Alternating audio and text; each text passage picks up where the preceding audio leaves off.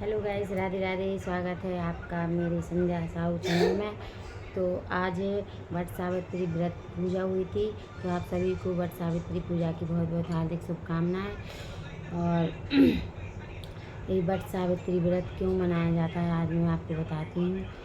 और ये कब तक का इसका मुहूर्त था। इसका मुहूर्त था सही मुहूर्त तो था राहु काल का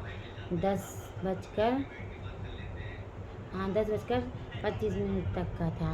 जिन जिन लोगों ने 10 मिनट तक उनका पूजा मतलब अच्छा सुमुहूर्त में हो गया है।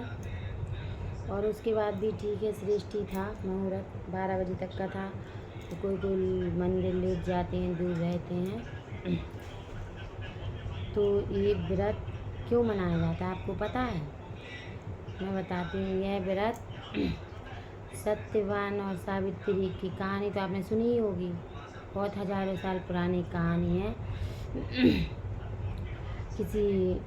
किसी नगर में सावित्री नाम की कन्या थी और सत्यवान बहुत गरीब थी और वो बहुत पैसे वाली थी। तो उनने शादी कर दी थी। सत्यवान से वो प्रेम करती थी। तो उन लोगों ने उनके यहाँ सत्यवान भी पैसे वाली राजा की बेटी थी, लेकिन उनको सावित्री और उन लोगों का विवाह में मंजूर नहीं था। तो उन लोगों ने क्या है, माँ बाप के खिलाफ शादी की थी। तो इनके माँ बाप ने इन लोगों को घर से निकाल दिया था। तो ये लोग रहते थे अगल। तो सत्यवान फिर अकेले रहती थी और सावित्री दोनों। तो सत्यवान क्या थी, एक दिन ऐसा हुआ, सत्यवान चक्कर खा के मूर्छित होके गिर पड़ी। अब सावित्री अकेली थी बेचारी, वो क्या करती, रोने लगी। फिर वो अस्पताल तो चलती नहीं थी, वैदिक वगैरह थी पहले, तो वहाँ ले गई तो कुछ नहीं हुआ। उनने भी मना कर दिया। कुछ खा भी नहीं रही थी, पी भी नहीं रही थी। वो बेचारी ऐसी अकेली जैसे तैसे उनको ले आई किसी ठेले मेले में रख कर।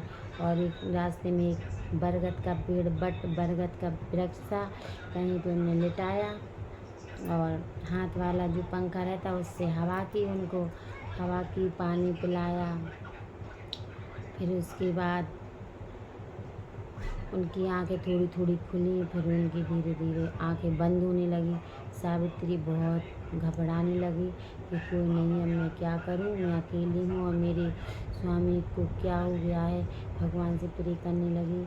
लेकिन तभी एक बहुत जोर से आकाशवाणी हुई और बादलों में से देखा तो यमराज जी आ गए वहाँ पर।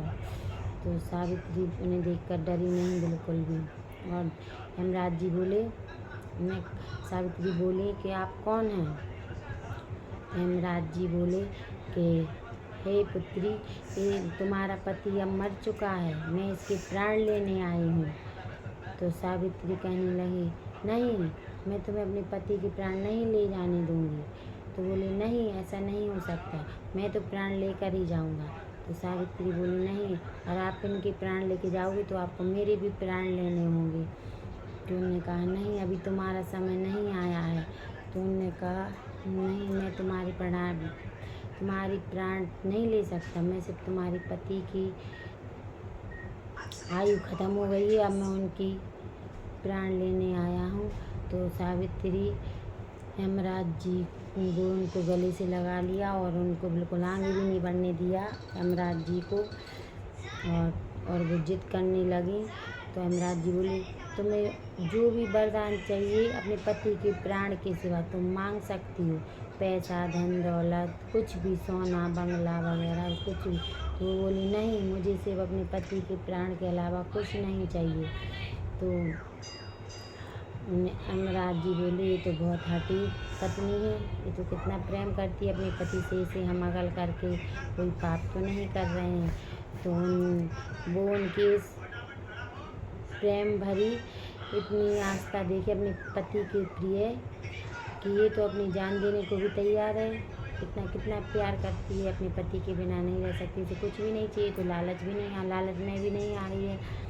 तो यमराज जी इससे बहुत प्रसन्न हुए और बोले, ले पुत्री, मैं तेरे प्रेम अपने पति के तेरे पति के प्यार के आंगन में झुक गया और तू जीती में हारा, तो उनने उसके प्राण उसे वापस दे दिए। यमराज जी ने सावित्री को उनके पति को आशीर्वाद दिया यमराज जी ने कि सौभाग्यवती भक्त वो जीवित हो गए सत्यवान। तो भगवान ने जैसा सावित्री को वरदान दिया ऐसा हम सबको भी दें। बोलो सावित्री मैया की जय। तो आज के दिन सावित्री सत्यवान जैसा प्रेम सभी को भगवान करे और एक दूसरे से करना भी चाहिए।